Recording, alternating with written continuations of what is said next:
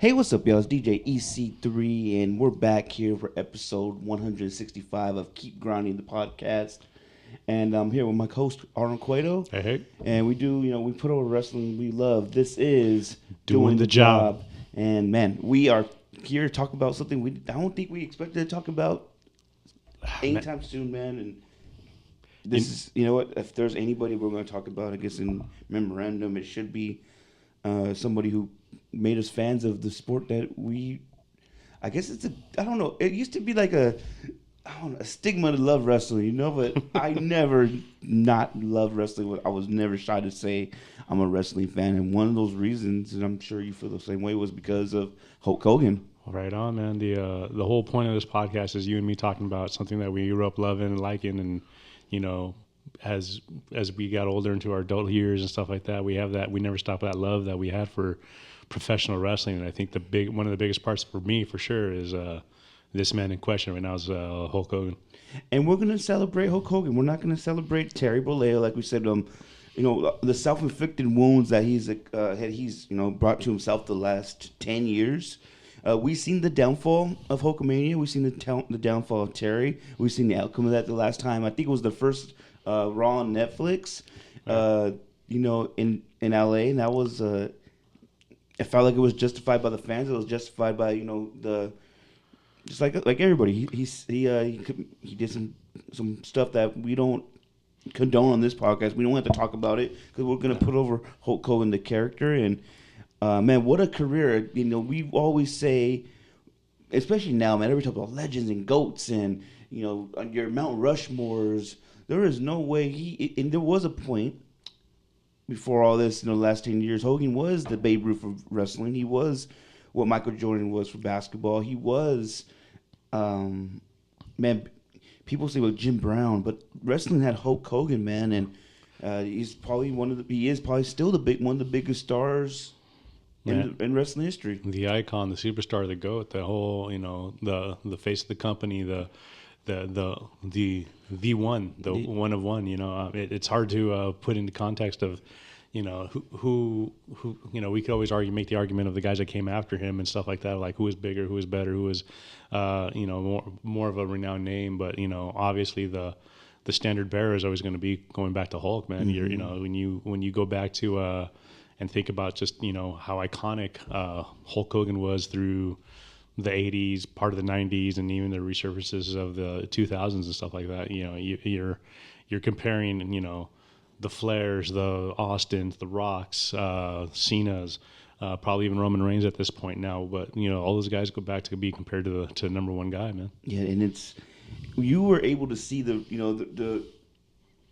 you said you're 10 years older than me, so you weren't there for the whole Chic run, but you were able to experience that. The way I was able to experience WCW Nitro Hogan, you were able to experience the Hulkamania in the 80s Hogan.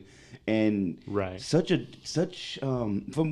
And again, I wasn't around, but I'm a big fan. I'm a big fan of just WWF. And that golden era for me is, I think about Hogan with Andre. I think about Hogan with the first WrestleMania. Oh, yeah. During the pandemic, I was able to watch all the WrestleManias and SummerSlams and Survivor Series and what was going on with that type of stuff. And Hogan took this thing that we love to what it is now, why we love it, to astronomical heights that can never be duplicated again, I feel like. For sure, man.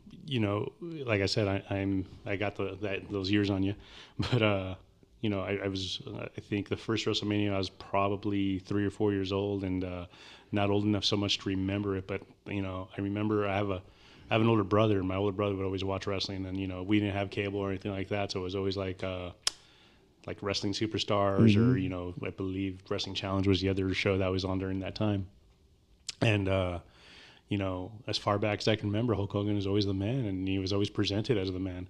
And he was always the ultimate good guy. As far as I can remember, he was being the champion. Mm-hmm. Politics aside, whatever, it looked like he should be the champion. Mm-hmm. You had, and on top of that, you're growing up in the 80s during a time when, there wasn't, anything that you saw, it's not like now, you can see live action Superman. A movie came out last week. Yeah. You couldn't see that back in the day, man. You saw, the Christopher Reeve movie, but other than that, you saw, cartoons and stuff like that. Mm-hmm. But here's this guy who's legit 6'6", 300 pounds, body slamming giants and doing, being presented as his ultimate superhero, and he's tangible. He's there. He's someone you can see. He's someone you can put into into context of like, man, that's the guy right there. That's the guy. And the whole, and you can't. I don't think you can mention Hulk without mentioning Vince. And you can't. Vince put the entire machine behind him and presented him the way he was going to, and from action figures and pay-per-view, because I remember back in the day you wouldn't see Hogan on a regular TV show. You had to see him either on a PLE or Saturday Night Main Event or something like that. Definitely. And then the cartoon. Hell, I remember staying up and watching that Saturday morning rock and wrestling cartoon. Man, it was all there. And then the movies. Gremlins 2, Suburban Commando, and No Holds Barred. All that stuff. So it was just just. Again, being a kid who's not old enough to comprehend, basketball games or football games and things like that, maybe not quite there. But man, when I walked into wrestling, that was the guy, and that was the person I was just like 100% like that's my hero right there. Yeah, and with the merch, you think he was one of the first guys that really that red and yellow shirt, man, was everywhere. And you see these pops he used to give, like you said, that he was a hero to so many as a child. Mm-hmm. And you see like where he came from with the AWA, and he came out with Freddie Blassie. Yeah. That was, and Thunder Lips, and I remember as a kid watching, kind of not researching. I guess it is research now. I think back on it, but there was a point where I was really interested in like, where did Hulk Hogan come from, and we see the stories about Vern breaking his leg at his wrestling school, and this guy ain't gonna come back. Yeah. And who would have thought, dude? Who would like this guy was. It's never going to happen again, someone being bigger than the brand. What's funny is, listen to our boy Cornette. I was hearing about that, that whole story about him breaking and getting his leg broken and everything like that. Mm-hmm. And it was funny because he goes, Cornette made a great point. He's like, yeah, they were purposely trying to get him out of there. Mm-hmm. They didn't want him there. He was a big kind of goofy guy. He was the musician or whatever. And he's like, other people went through that thing, and you never hear their stories about them getting their leg broken. They were trying to get him out there. Yeah. Hulk, to his credit, was coming back and putting in the work and wanted it. And this is like later on we'll talk about it. But you see Hulk in Japan, dude. He was a decent worker. We didn't get that. We didn't need that style in America at that time because, like I said, the formula that Vince had him. That chain wrestling stuff, that you see that clip of Hogan, chain wrestling, arm barring, insecurities and stuff like that. It's hilarious to me to watch that now and just like thinking like, man, that was there the entire time. He had it, bro. I feel like Hogan was, and then we see the formula now. He got your shit in. He had his set list. Oh man, when we talk about the formula, I think we're talking about the guy who wrote the formula. You know what I mean? Yeah, definitely. He always knew what to put in. He always knew what the crowd wanted to see. A body slam. How many people can just pop it in? 93,000 supposedly. Yeah, definitely. Just on a body slam and pop it. Yeah. And you see that. I remember my first memories of wrestling was, and this is crazy. I was 3, 4, 5 years old. They still were pushing this Andre and Hogan thing, dude. Like this was still impactful to this day. It's a talked about feud. It's one of the greatest feuds in WWF history. It's definitely got you're talking about the two, the biggest face on the history of the company and the ultimate insurmountable force. That was the thing that Andre. Andre wasn't an evil guy. He wasn't a bad guy. He was just a guy who didn't like Hulk Hogan, and he was big enough and scary looking enough that he can believe that he's going to do it. Mm-hmm. And then to Vince and Hogan's credit, they played into that. Part of the character of Hulk Hogan was being brave and standing up against what you're afraid of, and that was kind of what you were getting in that whole feud.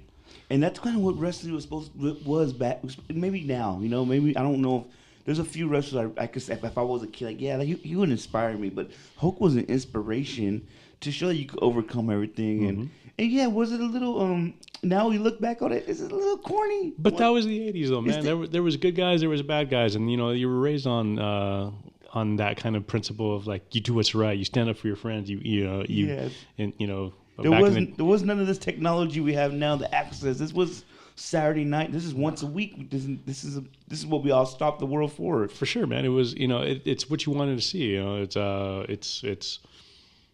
it's Schwarzenegger and Commando, it's Rocky, it's Yeah, Rambo, man, it's definitely. it's Superman, it's all that kind of mentality of a guy, represented in one wrestling character, and that's why he was able to like buy into, why so many young impressionable kids were able to buy into that character and that that image of this larger than life superstar, and in a time when, I mean, that you look at that time frame of like how many great wrestlers were around during that time, and for Hogan to be able to like be the most iconic of them all, stand tiers above him. right?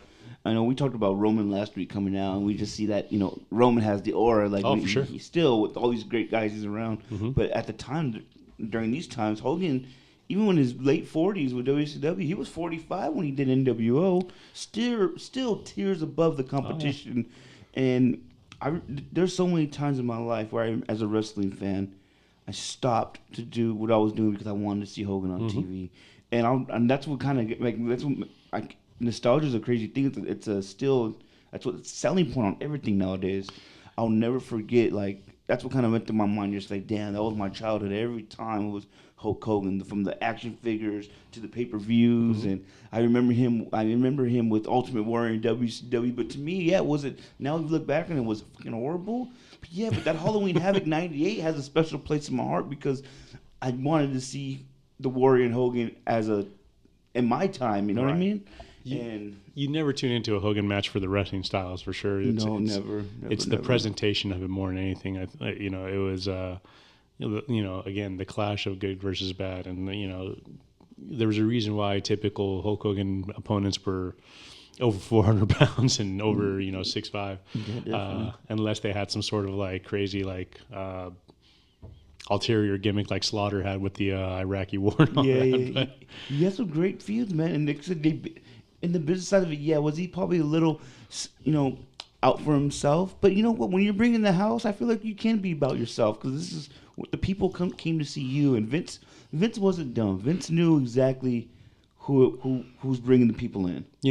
And to Hogan's credit, that really image of him about holding people back and putting people down or whatever, that really didn't come out until probably 10 years after he was done with the WWE. When he was in WWE, everybody said they loved working with him because that's when everybody ate. I'm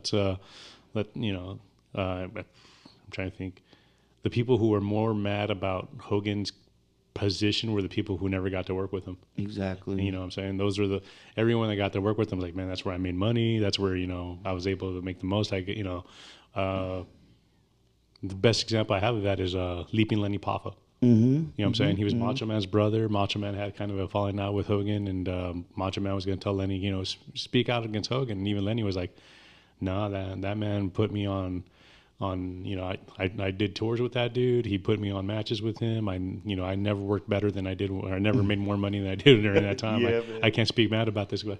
Yeah, and I think that's what everybody, man. Like, we seen so many tributes yesterday of thanks for the house, and that's amazing. Like, to say, like, man, dude, like, this guy was, he was, and people may not like it, but he was the leader of that locker room for a long time, and everybody would want that run. Jake is still pissed off he couldn't get that run with Hogan. Exactly. And he knows that probably would have changed his life a little bit. He said he got a taste of it. He saw what was going to happen, and then for whatever reason, Vince pulled the plug on it, and I'm sure he has some legit beef about not getting that, making that bag. And what was the first feud you remember as a kid with, I'm sure it was the WWF, right? For sure. What was the first feud you remember? I think I was about 6 or 7. He had just gotten out of the whole thing with Andre. Because I was, again, WrestleMania 3, WrestleMania 4 was right around 4 or 5. I remember it happening. I don't remember like the back and forth of it. But the first thing I can remember was that feud was just ending, and it was Hogan and Andre were still kind of, they weren't necessarily in a feud, but they were they were counter, like, when one was around, the other one would be around. Yeah, definitely. And but that Saturday night main event just happened where the double referee. With the Hebners. The Hebners, yeah. When Dave stepped in for Earl, and they fast counted Hogan with the shoulder up, and they took the belt off of Hogan. And so then Andre was lined up with DiBiase, with $1 Million Man Ted DiBiase, and the feud that I remember coming out of that was this was the setup of the Mega Powers. Oh yeah. And so I remember watching that for the next year and a half, watching Hogan and Macho Man feuding against DiBiase and Andre, and eventually what would lead into the explosion of the Mega Powers, Yeah. and WrestleMania 5. So that was the first one that I remember really sticking out in my mind. I remember, dude, back in Video Zone days, that's when I'll never forget that promo. How much did they pay him? And I thought it was like, oh, something really happened. Something really bad happened to Hulk Hogan. And again, this happened 10 years before me. Remember this is back in the day before the network. This is before DVDs. You had to go rent these movies. Oh, yeah. I'm 10 years behind, and I still was like, man, what? I was so excited to see what was next, and being 5-6 years old, but like not even being able to grasp, like legitimately thinking like, oh man, they really like made a guy look like that. I'm like, can't even grasp the idea that there's twin brothers acting this way.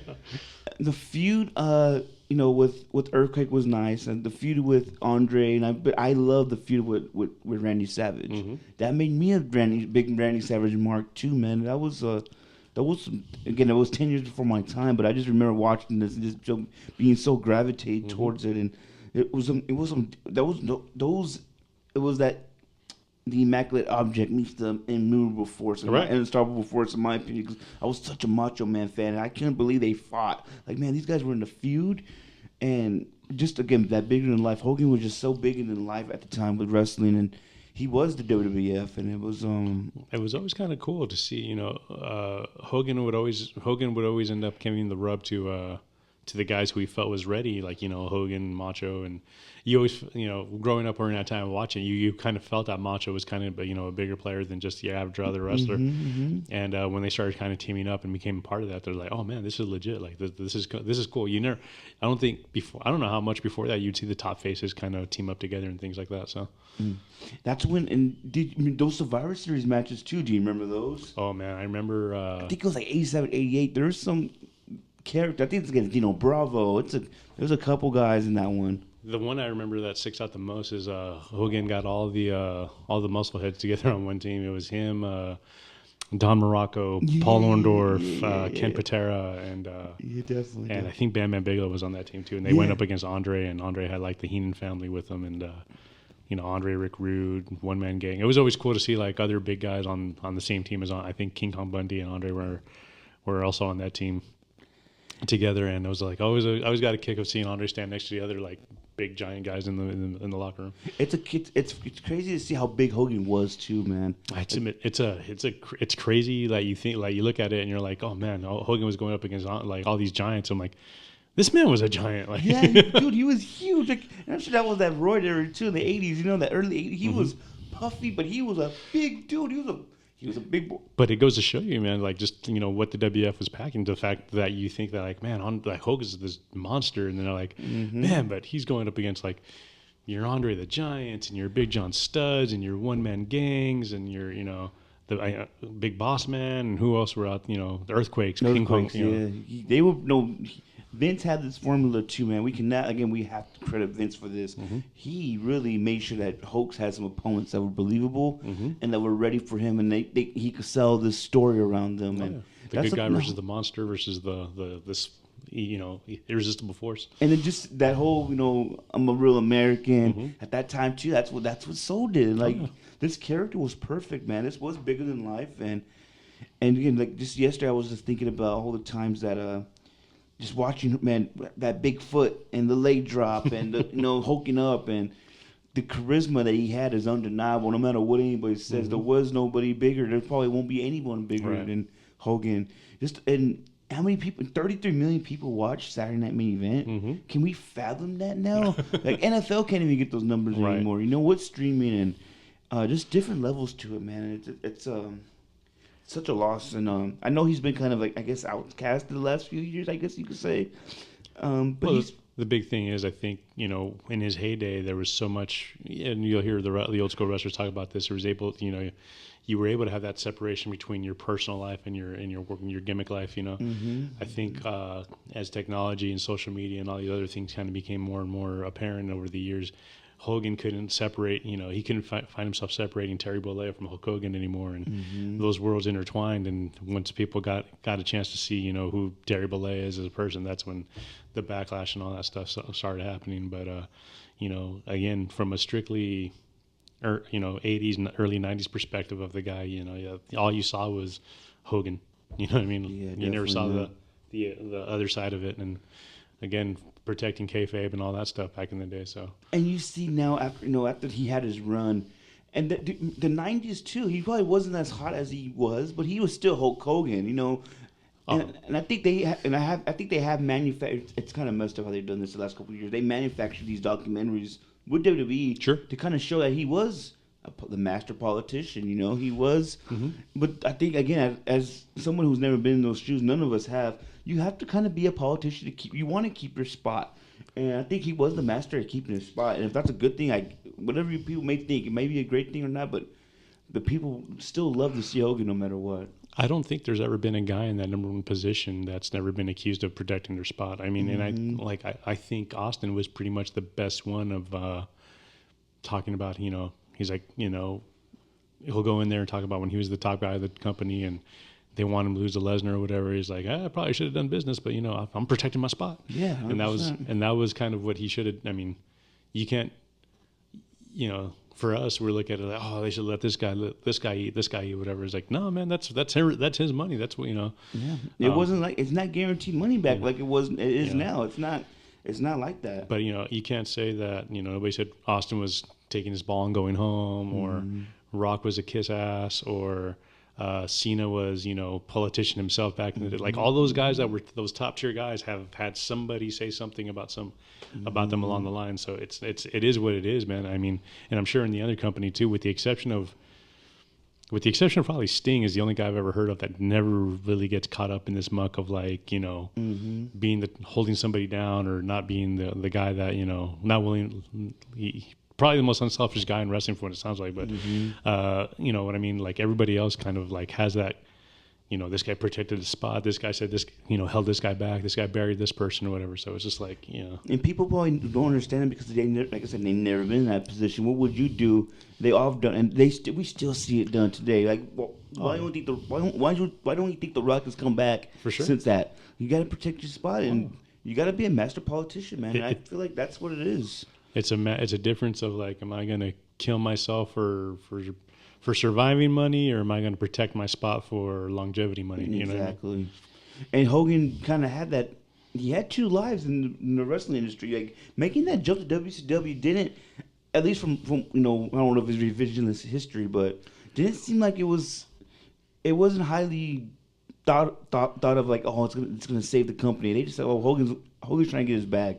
But he kind of he brought these money. There is no Monday Night Wars without Hulk Hogan, in my opinion. No, not at all. I think the initial kind of idea was when Hogan made that jump, as a fan at the time, your immediate thought is, oh, Hogan versus Flair, Hogan versus Sting, Hogan versus, I'm trying to think who else. Vader in that company, man, yeah.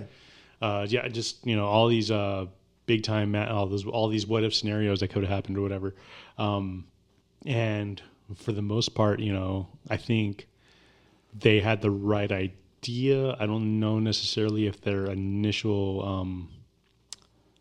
how can I put it? Their initial presentation of Hogan at the time was the best for him. Yeah, definitely. They started using, it kind of got, it was goofy and corny. It was a little goofy, yeah. And I think, goofy. Guys like my age who were like, entering their teenage years now, they didn't want to see, Hogan versus. Well, I mean, a lot of those guys were guys he already fought, like Earthquake, and who ended up becoming the Shark or Avalanche or whatever it was. And then Kamala was over there, and then they brought in Debo back from back in the day. And a lot of those matches were like things we'd already seen or stuff like that. It wasn't necessarily like the best way to present Hogan as something like rehashing something that we had already seen in the WWF, not only done before but better. I think once once kind of the initial nostalgia of like, oh, Hogan's back kind of thing wore off, then you kind of look for something new. And to his credit, I think Hogan, Hogan always talks about reading the audience and figuring out what it, making the changes and calling in the ring and that stuff or whatever. He got a good idea of like, okay, what do I need to do to revamp myself or look at myself from a different perspective, and I think that's what he was doing. And you see, we hear with Nash all the time. It had to take some convincing for that guy to be like, I'm about to throw everything I worked, all the equity. Now I look at it as a businessman, all the equity I built. Mm-hmm. I'm willing to I want to put that on the line to be a heel, which could ruin everything I built. And right. I think there is a point where he's content, because if you see, man, we can get into that later on. The contracts that this man had, 10% of 20% of this. WCW gave this man a cake deal for as many appearances as he had. Mm-hmm. He had a cake deal, and he knew why mess this up if I don't really need to? Convince me that I need to be the bad guy. Mm-hmm. And to see that Hall Nash, they always say, the paradigm shift. That was the original paradigm shift in wrestling, and that's something that I love to death, man. That's why I kind of, when Scott Hall passed away, I shed some tears, and you shed some tears too, because that was kind of like my obsession as a child, man. Was NWO and that bad guy Hogan, and just remember that was amazing, bro. The only thing that kept me from wearing is I couldn't find it. Yeah, keep on.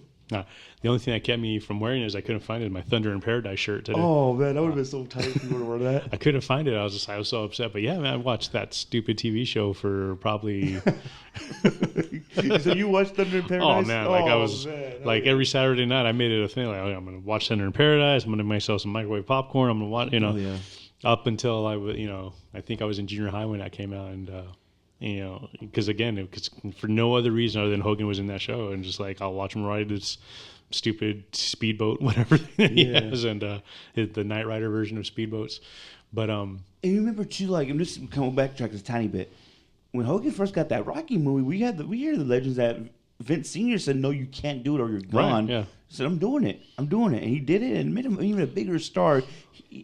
Hogan had a very good tendency on betting on himself, and he came out on top a few times. Oh, for sure. Going back to what we're talking about with the NWO and making that decision to be a heel, it's like I don't think Hogan made it from the perspective of like, I'm not just going to be a heel, I'm going to be the heel. I'm going to be the number one bad guy in the history of the sport right now. Yeah, and people, I think maybe they don't because they still remember it. Mm-hmm. That Hollywood Hogan was a man. Overnight, that guy became instant heat. Like, even if you didn't watch wrestling at the time, we're like, hey, remember Hulk Hogan? He's a bad guy now? Yeah. Kind of thing. It was just like... Made it believable that he invaded this damn company with these two guys, and just to shout out to Eric Bischoff. Convincing him to make that, putting Hogan in that spot for it, yeah. Yeah, man. And without the National Hall, too, man, you can't sleep on their contributions to making this a success, like the New World Order. Like the one you showed me with earlier with, against Earthquake and Jimmy Hart and what was it, Don Morocco? It was Dino Bravo. Dino Bravo. That promo after he puts the leg drop on Savage and he has all the trash coming on. Oh, yeah. I could probably say that verbatim. This is the New World Order of wrestling, right? And we could put that in the beginning of this podcast. That kind of engulfs the whole WCW era. And before, I know people, it got too big. I get that, but damn, there's nothing like the NWO. Still to this day, there's nothing like the NWO. I think there's a WCW before that, with where the NWA, Ric Flair, this is wrestling, Surfer Sting, you had Luger, you had all those kind of what the Horsemen became. Definitely. Vader and Ron Simmons and those guys that came through and. Towards the end of that era, whatever, and I think it just kind of dwindled off until Hogan came through, and then kind of had a little bit of a spark, and then kind of dwindled off again. And then once Nash and Hall came back, and then they started doing the Who's the Third Man, and that kind of that was the bad. That was we've seen tons of jokes over the last 3 days or whatever, but I always thought that somebody said deaths come in threes, and with the other two deaths this week of Malcolm Jamal Warner and Ozzy Osbourne, everybody was like, "Who's the third man?" Hogan was the third man again. I was like, "Oh man, that's damn." No, it's horrible. No, the internet's horrible, bro. The internet's horrible. He without sin shall throw the first stone. You know what I mean? And that's kind of the way I look at it. And but the tried and true like Hogan. I mean, WCW after Hulk Hogan was a different animal, man. Yeah, man. That I'll never forget that those NWO promos, and it was must watch. It's still must watch to me. I put on a Nitro episode yesterday, and it's crazy to see Savage, Hall, Hogan now. They're gone, and it's like, what the fuck? This is my first time watching a Nitro without Hogan not being here, and it always hits a little bit more different when they're gone. For sure. Two things I thought about immediately was like, man, you go through every main event in WrestleMania and you try to figure out who's still alive, and like, I think the first 10 WrestleManias, the only guys that are still alive from those were Brett, Sergeant Slaughter, Mr. T, and $1 Million Man. Yeah, and then you have to go all the way to WrestleMania 12 for both guys to still be alive. Yeah, definitely. Time flies, and for sure, this is the sport doesn't seem like an easy sport. I've never been in it, but it doesn't seem like it doesn't favor you for longevity, you know. But then, you know, the other thing that I think people really don't sleep on with the NWO is what it changed, and what it changed is the mentality of gimmicks.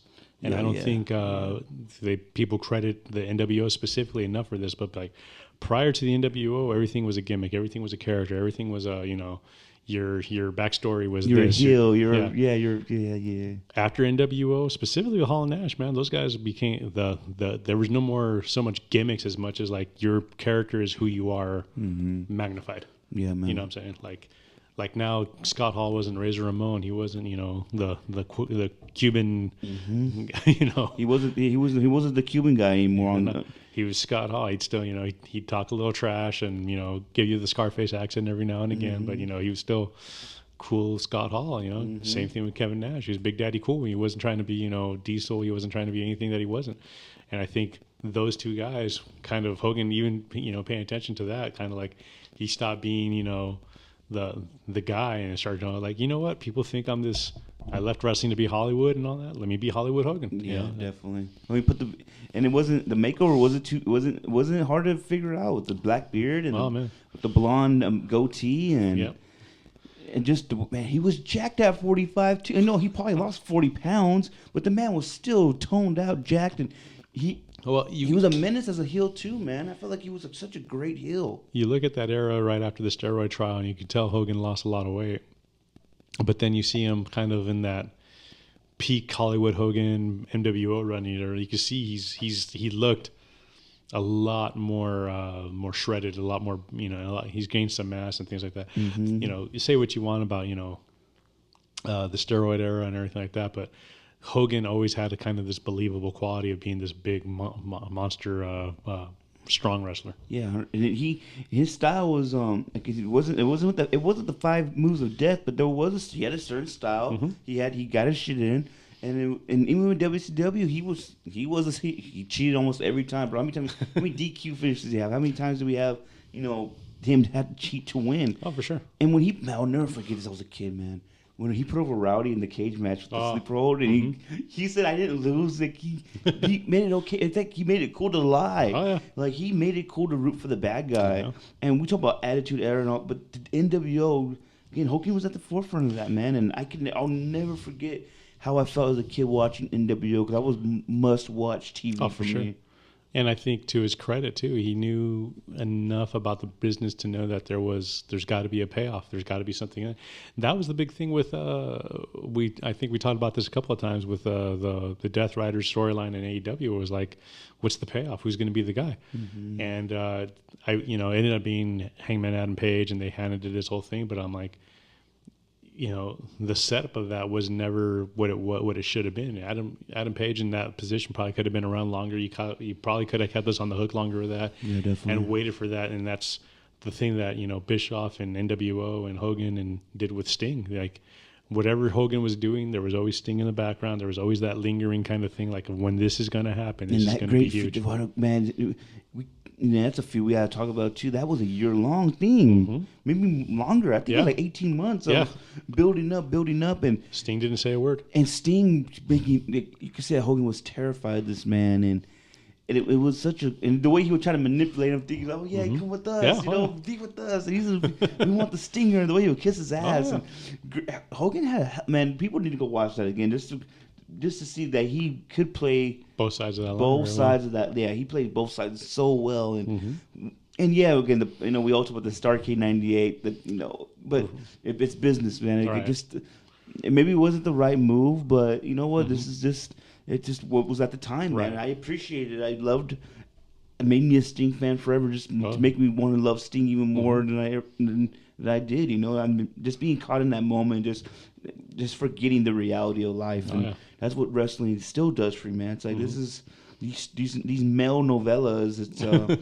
It was amazing to see, man. I'm so glad I can remember that, and that was a big part of my childhood. And that's what really made me sad. Like we said too, man. We talked about it too. Like he made some horrible mistakes that are self-inflicted and probably would never be forgiven by wrestling fans. But when I was a kid, man, it wasn't like that. This was Hulk Hogan. This was the superstar. He was a legend. Yeah, and I used to look at him as the Babe Ruth. Like he was maybe, and I know now social media exposed it all, right? But damn, he's special. It's damn near like it's just like a Zeus figure. It's so weird to explain. Yeah. Like I said, it's not you're not mourning the guy that that was being audio recorded and video recorded and all that. Wild times too. You're sad for that little kid in you that was watching that his superhero every Saturday or Sunday or whatever it was, or later on Monday nights. And I know another thing too. I don't know if you can relate to this. We're not gonna feel like this. We have a couple more experiences. I got Stone Cold's up there with me too. Oh, for sure. I don't like that feeling of my childhood just being gone. Like Dr. Dre's like that with me. Snoop Dogg's like that with me. Stone Cold's like that with me, bro. Like I'm gonna feel this a few times, and it hurts a little bit still. And we know the business. We know it's a work. We know it's not real, and we know these people. And we kind of now, I think as grown-ass men, when can they separate themselves from their character? We see Ric Flair to this day struggle with that. And we feel empathy for that. Like, damn, we can't. Yeah. You can't. You can't separate this shit. Like, when are you gonna be a man and stop thinking you're this guy on TV? Like, as grown men, we kind of see that now. Like, no, bro, this is not okay what you're doing, and it's crazy. I think it's a. But to be able to live in that character, I mean, it's just, even Hogan said, part of why he had so much respect for Flair is because he gave up so much of himself to be Ric Flair, and that was always kind of the thing. I think Hogan even would mention that Flair's the number one guy in this business because of that, because he never let himself not be Ric Flair. And he's like, I couldn't do that, but he didn't have to either, because Hogan was, you don't walk around looking like that and automatically think Hulk Hogan. You know what I mean? Do you think Hogan really did live his character? To an extent, I think part of that he would try to up until that, the world kind of changed a little bit, and you had to be, there was more public access to you through the internet, through social media, things like that, where you had to be, unless you were in character, you couldn't be just yourself. And I think that's what that was Hogan's all downfall, is like he had to be himself at one point or another, and it just got up to him. I think, what I've always heard too, and we have so many stories now, even the last couple hours, Hogan was just wanted to be one of the guys, and he just wanted to be. They said you can't separate Terry from Hogan. He knew how to turn it off, but again, I just don't remember that. I just remember him always being. And not again, we don't know Terry Bollea like other people are going to know Terry Bollea. To his credit, there's a lot of people that speak really highly of Hogan. You know what I'm saying? There's I don't think. Oh God, I'm trying to think some of the people that I've heard that the Island Boys. Yeah. They were always cool with Hogan. I'm saying I think Alpha and Zika? They were. They talk about how like they used to crash with Hogan and Leslie and Bruce Beefcake. I think I heard a story too of Kamala when he was going through his illness the last few years of his life. Hogan would lend a hand. You know. I think was it Rock's dad, Rocky Johnson, used to speak well of Hogan too. Like he was always kind of very. He would tell his son, hey, pay attention. This guy knows what he's doing. Yeah, definitely. And you see, and we feel bad for the last couple of years, because like we seen like on TMZ and shit, Nick Hogan getting into trouble, and first person to come to his rescue is his dad. Right. And like, was Nick Hogan's no one to freaking stand up for, in my opinion. He's done some dirtbag shit. But dude, Nick and Hogan being a dad, like we all, and I'm sure we all at one point. I'm not a father, but I'm sure one time our father's gonna bail us out, and I think he was a family man, bro. And it's hard, man, because I think a lot of those wrestler kids, man, they don't, being a wrestler, being on the road, 250 days out of the year, whatever. Mom and dad's not at home all the time, and no offense to the kids of wrestlers, but tell me one good wrestler kid that like you hear good stories about. Randy Orton growing up was kind of a degenerate himself, know. Rock says Rock was wilding out too at times, Reed Flair. Yeah.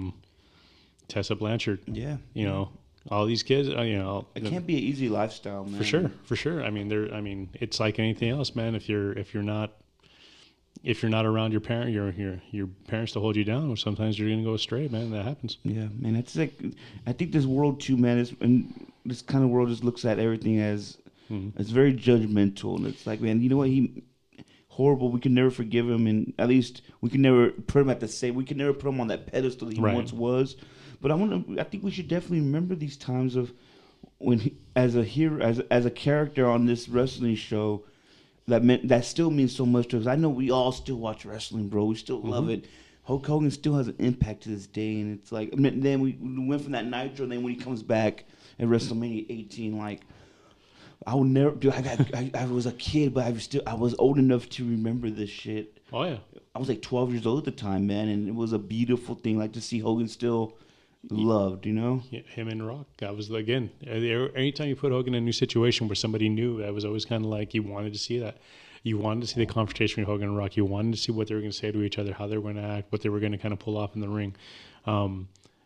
Maybe just maybe does Rock turn heel? Does Hogan turn face? Does NWO get involved? Are the people going to remember Hogan? Right.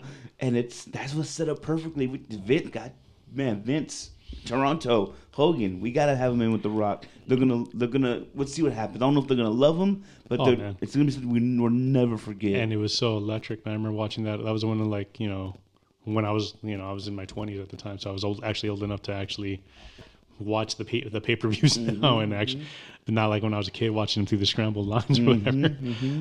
But I remember watching that match and just seeing like, man, this crowd is crazy. Like it's insane how over Hogan is with this crowd. And then they turned on The Rock a little bit, and then the match played out, and everybody was kind of like loving that was a match where like it didn't have to be 5-star it wasn't Steamboat Savage, it wasn't a 60-minute Broadway, but it was a story told match between two guys who can just give me good charisma, present a storyline, and just engage me into this product of what they're trying to give me. People always say too, like you want to show somebody who's never watched wrestling before, watch this, but you have to have the volume on. Right. If you don't have the volume on, it looks like it's a regular match, but you have to have the volume on because this is And then one of the most underrated things about that whole experience, people talk about the crowd popping for Hogan and everything like that against The Rock.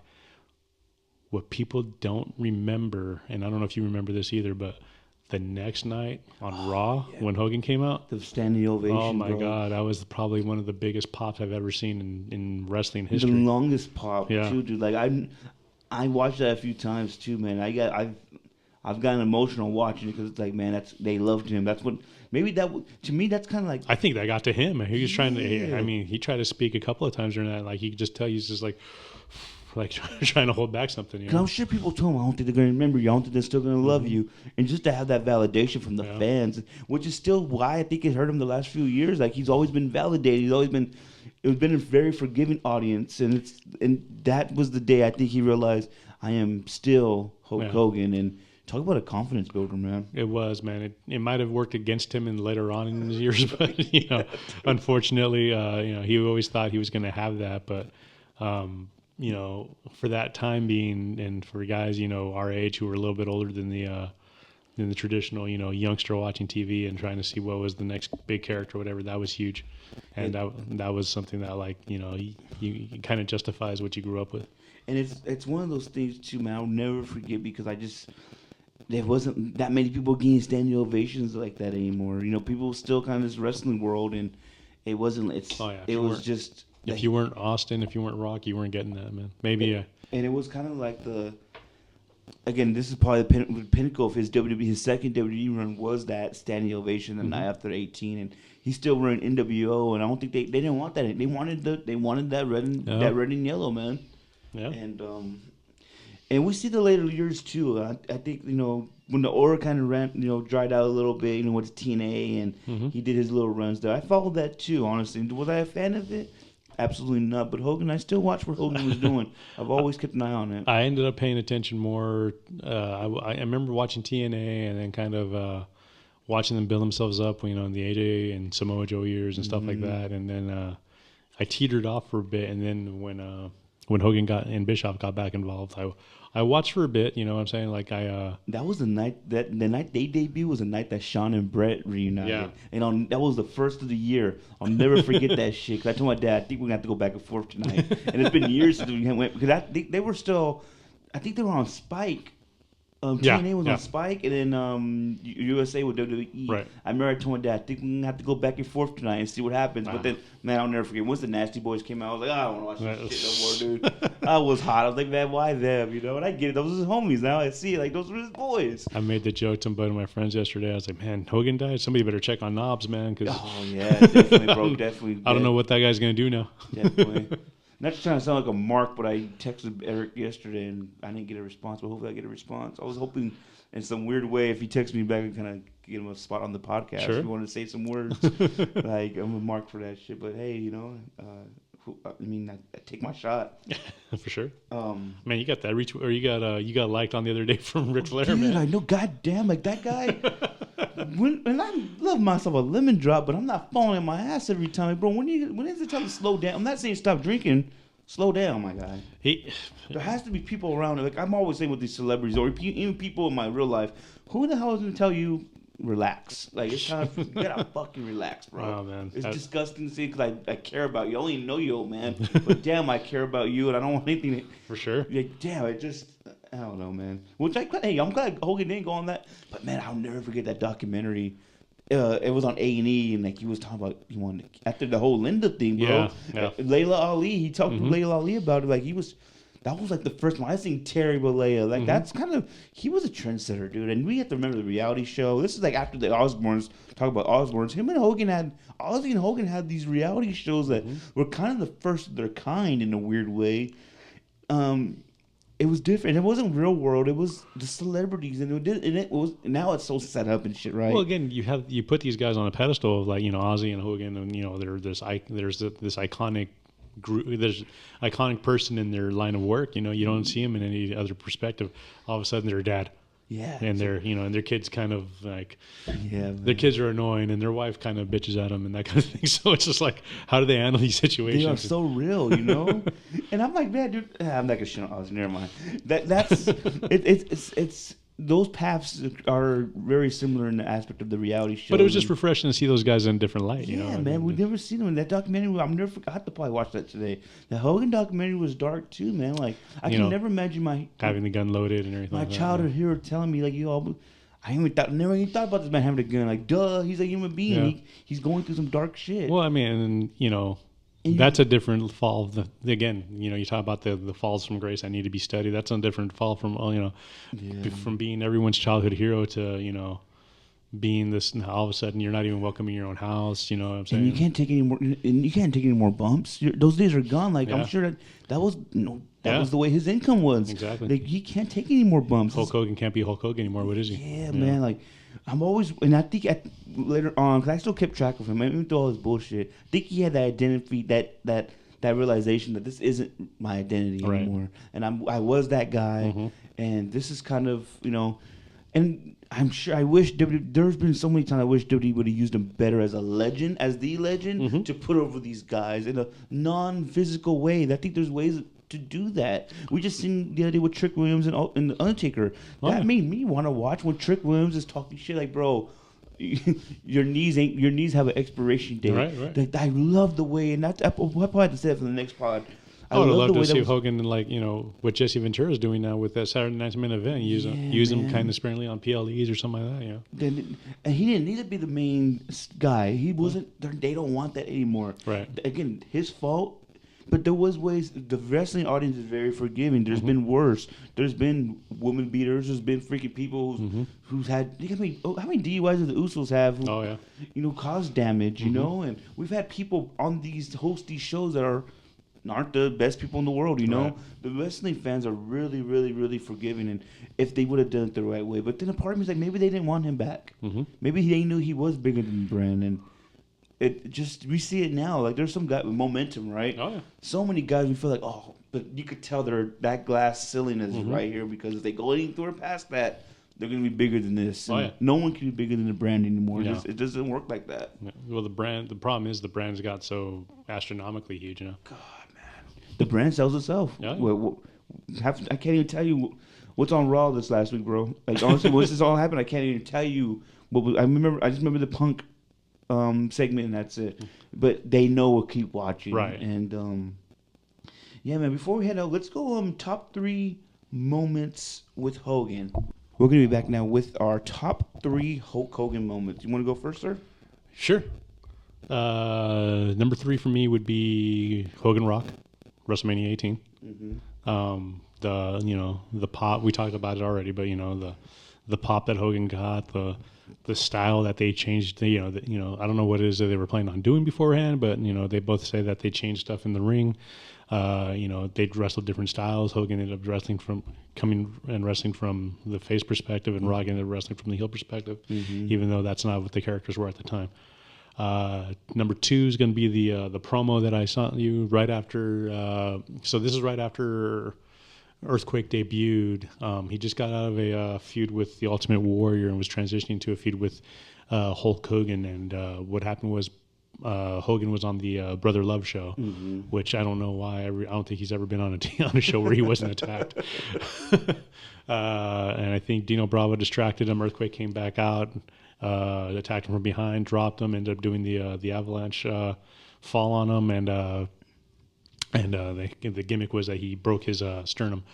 So then he was written off TV for a while, and then you didn't hear from him, and he came back with this promo. And I remember being 7, 8 years old, hearing this promo on TV, and just kind of initially it's him talking about the end of his career and the highs and the lows that he experienced and things like that. And he turns around and talks about how he fed off of the crowd and the kids and the people that looked up to him, and he became this reborn thing. And I think this is kind of like right when they started transitioning from calling him Hulk Hogan to the immortal Hulk Hogan. Yeah. And he gives this the hell no, I'm not retiring, brother, I'm reborn. That was, I remember being a little kid and getting like excited over this promo. Yeah, hell yeah. And obviously number 1 for me is going to be Andre the Giant. Hogan slamming Andre the Giant WrestleMania 3. Even though I wasn't necessarily I was alive to see it, but I wasn't cognizant of the memory of it or whatever. I remember that as the first thing that everybody goes to and talks about when they talk about Hulk Hogan slamming the Giant WrestleMania 3. And that was such a metaphor for the character of overcoming and standing up and face and being brave and fighting against the unstoppable force that even if you know it's going to be something scary, you stand up to it and you overcome it. And that was kind of like the essential Hulk Hogan moment, I think, for me. I think those are all great moments. The 3 I would pick, number 3 would probably be the promo after he turned heel. Oh yeah, I think that turned the world upside down. That was one of my favorite. Definitely the change of change of the face guard. of wrestling. Yeah, change of the guard for sure. And I'll never forget that. That was one of my favorite moments. And I think my second would be him and Ultimate Warrior at WrestleMania 4 or 5. The Ultimate Challenge. Yeah, that was fun. And number 1 moment for me when I think of Hulk Hogan, man, we could always say it could definitely be Andre, but I'm gonna pick him and Sting. That was kind of like my favorite moment. And you know what? I guess honorable mention when he came back in the red and black, the red and yellow with the undisputed title. Oh, yeah. That last run, man, I never thought I would see that again. And I'll never forget too. I remember I was a kid, man, when his son, and this is still Nitro days, when he was kind of going back, his son said, "Dad, are you gonna wear this?" He found his old boots. Yeah, like that was such a special time, man. I was like, damn.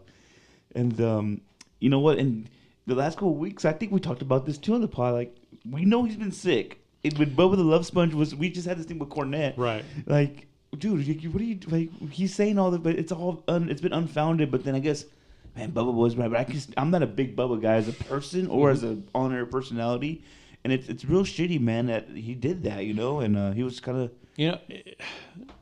The things I've been hearing about is I guess his management team has been pushing him to do a lot of this with the Real American Beer, and I guess this wrestling company that him and Bischoff doing. That's at one point, man. He's been running for a long time. People, for sure. And I get tired of going. I get tired of going to gigs twice a week. Can you imagine him? He's been doing this since he was 20 years old. Yeah. 71, bad back, probably. You hear the rumors over the last few years that he's been walking around with a cane. He can stand up for very long on his own. He said on in that Logan Paul show, 20 surgeries in the last fucking 5 years. Yeah. And that's another thing in that documentary too. When they show his spine is just fused mangled, together, dude. Like, I cannot imagine the pain that And again, use that leg drop, brother. Yeah. And I guess another side of Hogan that we will be remiss if we didn't mention it. That don't work for me, brother. Oh yeah, dude, I love that line. I use that a lot in my business dealings with DJing. I'm 1,000%. I said it's not gonna work for me. Sure. I've learned that and that's a Hoganism, Yeah. And even if you don't know wrestling, you need to know what that line means. You need to use that line. It's not gonna work for me. Right. That's nothing personal. Just what I want. And I feel what Brett says. I feel what a lot of these guys say about he stunted their runs. Like you said that meme right now. But damn, he brought the business to levels that it wouldn't be. We always give credit for Stone Cold. He deserves it. He made WWE public. Oh, yeah. But WWE can never have the opportunity if it wasn't for Hogan. And that was at that peak was probably one of the best times. And there was a low at that point when when the Diesels in the world, and that's no knock on Diesel, but there was a point where it was stale. At wrestling was stale. Right. The biggest thing that the takeaway from when Hogan was a top dog was there was a time in wrestling where it was just fun. You know what I mean? It didn't have to be. Man. It doesn't have to be serious. It doesn't have to be what it is now. Yeah. There wasn't anything political behind it. There wasn't anything. It was just the basic idea of there was a good guy and there was a bad guy, and there was a reason why you liked the good guy and there was a reason why you liked the bad guy. Yeah, definitely. You know, we had to separate the man from the artist, and we talk about it all the time. Like with Kanye, we broken down albums with Kanye and shit, dude, and Dr. Dre. But have they done some bad shit in their lives? Yeah, for sure. Maybe they didn't say no. Maybe they didn't say no racist shit like Hogan did. We know that. Sure. But we just gotta separate the man from the artist. Not forgiving what the man did, but just appreciating our childhood memories and that nostalgia and the way we felt as children, naive to this crazy ass world, that we live in. Who would have thought we'd have what we have now? And the stuff we see on this damn phone and this damn internet. Oh yeah. As a kid, I'm kind of glad we grew up in that era, especially you. Like you, just before I had a little bit more internet, but my shit when I was a kid was rotten.com, and I was horrible enough, when they were showing Saddam's assassination or execution and shit. That's when I was like, oh my god, they show this on TV. Like this it should be illegal. And I remember it's crazy stuff. Being 8, 9 years old watching a scrambled pay-per-view as a Royal Rumble. Yeah. And we were just listening to it, and we were just sitting around my living room listening to it. And I remember I audibly when Real American comes on. Hogan comes down the aisle. I remember I said out loud, "It's Hulk Hogan." I turn around and I look at my dad. And my dad looks at me, just smiles like, "Hell yeah." Dude, I never when Flair got Hogan's arm and Sid fucking threw him over that's another big moment. Yeah. Like, what a damn moment, bro. Like, it launched Flair's career in the WWE at that point. That was his main. That was his ticket to the championship. Yeah, man. It's like getting the mega powers and him. And we don't even go talk about the Elizabeth stuff. Him and Savage was going on, and when lust in your eyes. What lust in your eyes.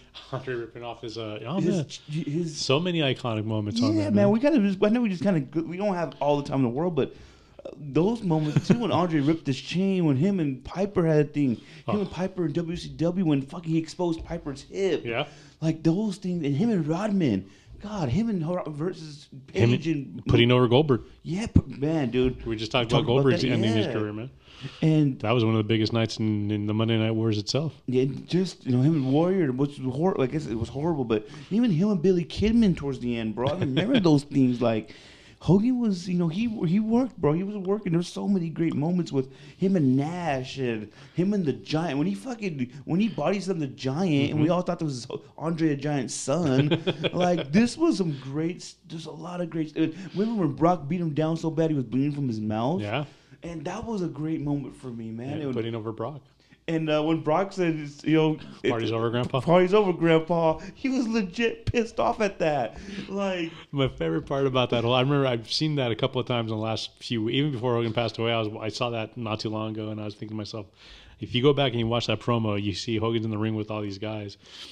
When Hogan hears that line, they show it's him and it's Brock and him. Mm-hmm. And if you look in the background, you see Mean Gene Okerlund, and to his left, Paul Orndorff. And Paul Orndorff is trying not to laugh his ass off. Trying to break character. Yeah, that's awesome, bro. That's awesome. And I remember those things, man. Just remember those Hill NWA, those NWO promos. Let me tell you something, brother. Wow, man. Him and Mean Gene. God, yeah, another thing let me tell you, and this is catchphrases, and I hope everybody watches this to the end, because now we're kind of getting to the good shit, right? Like, what you gonna do, and every single promo. God, man, just the kids loved him, and it was just I loved him, bro. And I posted on my page yesterday. It was great, man. I got this fucking poster I won from Chris Van Vliet. Mm-hmm. I won that, man. I love that poster, dude, and just looking at it now, it's like, man, he's gone, and everybody dies, I'm not gonna. Sure. It just, the kid in me is still naive. It's like, man, I still that child in me. As a man, I'm like, whatever, right? We're gonna keep it pushing. As a man, I get it. We gotta go to work tomorrow. We gotta get tonight. But again, it's that tangible. Like it's a character, but it's a character that was there. You know what I'm saying? Yes. So you read a comic book and Superman dies. It's a comic book. You read you watch a movie and Schwarzenegger dies in the movie. It's a movie, but. Hey, bro. Hulk Hogan was a guy. We don't ever get too deep on it, but when you're a child of divorce and you need an outlet, and wrestling's your fucking outlet, you don't forget how that made you feel. That can I get away from the chaos? And I'm the oldest. For sure. That was the way we brought my brother and I together. And now that I look back on it, that educated 34-year-old man looking back on it, like, dude, I was going through so much shit in my life as a kid. Wrestling was my outlet to kind of forget about it, and that was and the action figures. Oh, for sure, I was the same way. I mean, my brother would watch this stuff, and he was, he's 6 years older than I, and in him watching it, I became a fan, and he was a little bit too old for like the kiddie stuff, but I'm like, man, to get an action figure, to watch I remember watching Suburban Commando and thinking it was the greatest movie of all time. Who's in that movie with him? There's a decent actor next to him. Oh, Christopher Lloyd. Doc Brown from... yeah. I just seen that shit, dude. And I've seen the cover. I never watched the movie, of course. Oh, man. It's hilarious. Hey, man, it's a good watch. 3 Ninjas in High Noon Mountain. Oh, my God. Like, trash movie. Now that I look at it. But when I was a kid, Hulk Hogan with 3 Ninjas. Hell yeah, I'm watching this. Oh, man. God. No Holds Barred. Yeah, man. Wanting to go out of my way to watch No Holds Barred. Yeah, man. And then finding out all the stories behind No Holds Barred. That's a Vince production. Like, that's... So, do you know the story about Vince and Hogan writing that movie in like 3 days? Yeah. I never watched it, but I'm sure... You talking about crazy time in the 80s. I bet that was one. And but yeah, those are the memories I have, man. It was just, I would not be able to say, we could never do a podcast on wrestling. I've done so many podcasts, and I just do the job. We've had so many discussions about wrestling on these podcasts, from the off the fly, shooting the shit to keep grinding. So many, bro, and it wouldn't be without Hogan, man. And for sure. I kind of wish that we had the podcast back in the day I wish we were this age back then to kind of break down everything, because there's so many podcasts still doing that. They're talking about Eric Bishaw's podcast. Like, I wouldn't be a fan of any of these guys, bro, if I didn't have that Hogan. Sure. I guess the horror, the Hogan love, I guess you could say. Yeah. There was an admiration for him at one point as a child, and it sucks to see, what. Like I said, it did hurt my heart towards the end, but my damn, it's sometimes you just got to eat it, my guy. You did it. Now you just got to this is the repercussions of it. But yeah, man, rest in peace, Hulk Hogan. I never thought we would have to do a solo pod, but I guess it might not be the greatest, Well, we can't fault ourselves for liking a guy who turned out to be that way, but we can't take away from our childhood either of falling for that character and falling for that person that you wanted that inspiration, you wanted that to know that that's out there, that there's a guy like that out there in the world. Those black and white promos, dude, at NWO, man, the way they would cut, and I modeled a lot of my shooting off of that stuff, bro, and I really, it's crazy. It's crazy. It was gritty. It was, it was one different. thing. Yeah, it wasn't overproduced. It wasn't, cookie cutter. It felt like it was something, different. And at the time, that's what we wanted. I think that was a big thing. Is the wrestling industry had become stale to that point, and that's kind of what put a new face on it. And then I remember Nash says shit all the time. He's like, "No, dude, we were doing it, and Hogan started doing it. Hey, brother." Yeah. He's like, "No, bro, stop being Memphis. Yeah. Let's do this is different. Let's just be you, but just turn it up now. We're not doing that Memphis wrestling. Right. We're not yelling our promos anymore. Yeah, we're not doing that anymore. We're gonna be. This is what they want, you know." And man, there's just so many memories, bro. And like, hey, man, I'm glad we gotta knock this podcast out For sure. This is gonna be wrestling that we love. This is doing the job. Ernie Contreras, Arnold Cueto. rest in peace, Hulk Hogan, and we out.